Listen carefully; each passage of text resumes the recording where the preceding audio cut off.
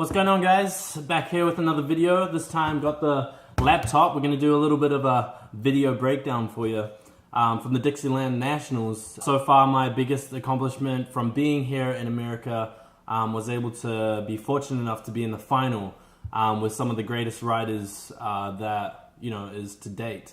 And so we're going to be having like a little video up here and sort of helping you watch and break down or whatever, and what was going through my mind, and just things to help me get through the race and race strategies and what I was going through. But sorry, just to build a bigger picture, the kind of emotions that I was feeling on that day was pretty stressful. I mean, I had just come off this crash right here that you're seeing on screen, and I ended up landing on my side. As you can see, I landed on this right shoulder and my right knee, both bruising under my kneecap, the muscle, and then also bruising my shoulder.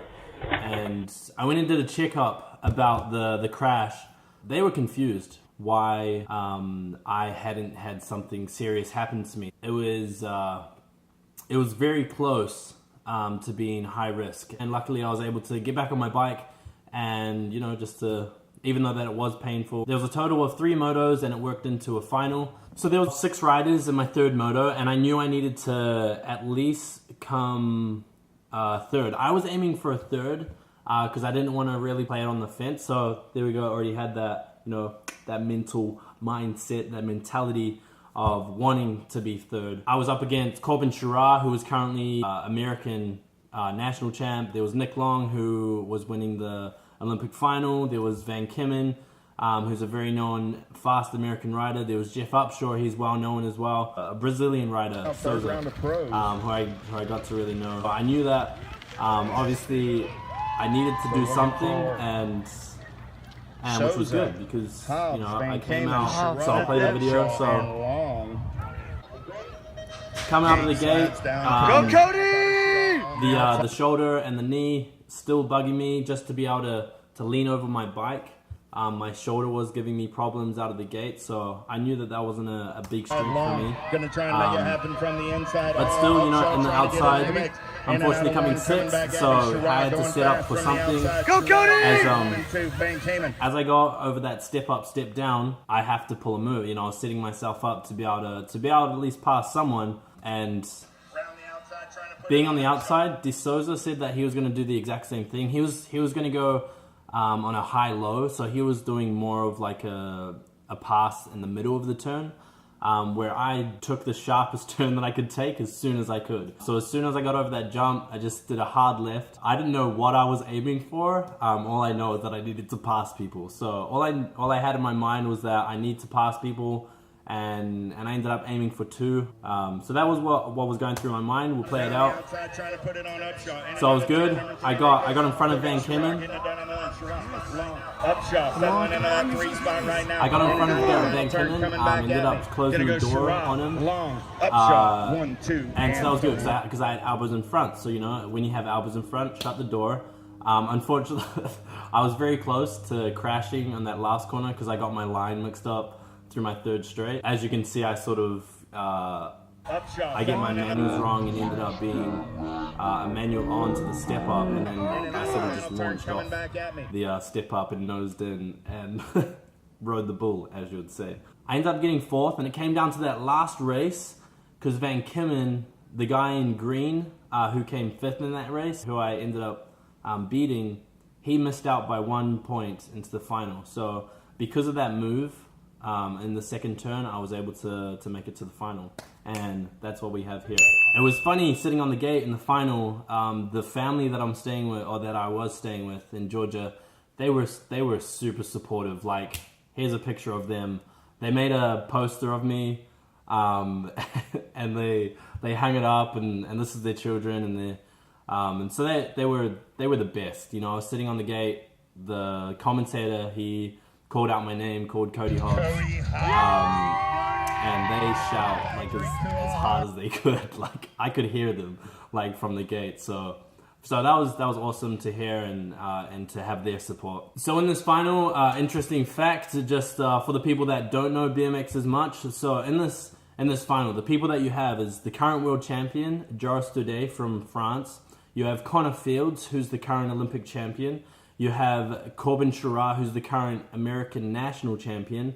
You have Tanner Sebesta, who's, you know, a well-known American racer. You have Maris Stromberg, a former Olympic champion. He based gold in Beijing and also London. You have Jeff Upshur, which is a well-known, he's been around the circuit for many years. You have Nick Long, who was winning the Olympic finals. And then you have me, you know, first time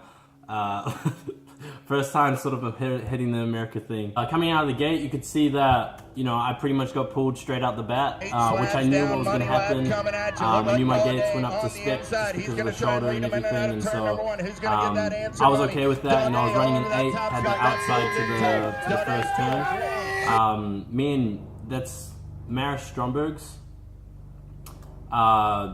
We kind of sort of came together in the first turn, and you know, I was just happy to be there. So, you know, I wanted to do as good as I can, and I wanted to take every opportunity as much as I could. I didn't want to just sit in that same place. So once again, coming out of the first turn, kind of calculated where I was and set up for another pass. As you can see, Jeff Upshur in the green, he was going outside, which I don't know why he was doing that. You know, I guess he was trying to get speed into the third straight, but you know, I wanted to get better, so you know, I took the dive, and we ended up colliding in the corner, and I ended up staying on my bike. He, unfortunately for himself, he got ridden off the track, but you know, that's a part of BMX.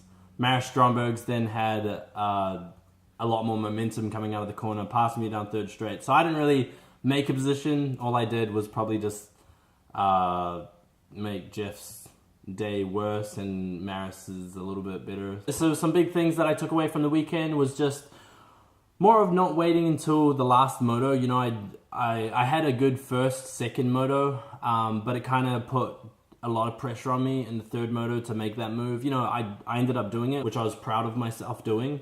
But just the fact that the first 2 motos, they weren't so, you know, I didn't want it as much, I felt like. So that's something that I really want to take into my next competition or my next race, is to really have that want and that drive. You know, you already have that mindset that you want a second or you want a first. Thanks for watching, guys. I hope you enjoyed this video breakdown of my racing. It's something that I want to implement on my channel whenever I race, you know, to be able to just let you guys know of my race strategies, let you guys know of what goes through my mind, and you know, and see my improvement as I go, and see what happens, you know, when we talk about it and when we just break it down and see what happens. That's always something that I really highly recommend, is to always take footage of your races or any sport, you know, any video analyzing after your racing, after your events, after your games, things like that. You know, it's always good to look back on and see what you can do better. Be sure to check out my last video. It was actually me and one of the sons that I was staying with that was cheering me on.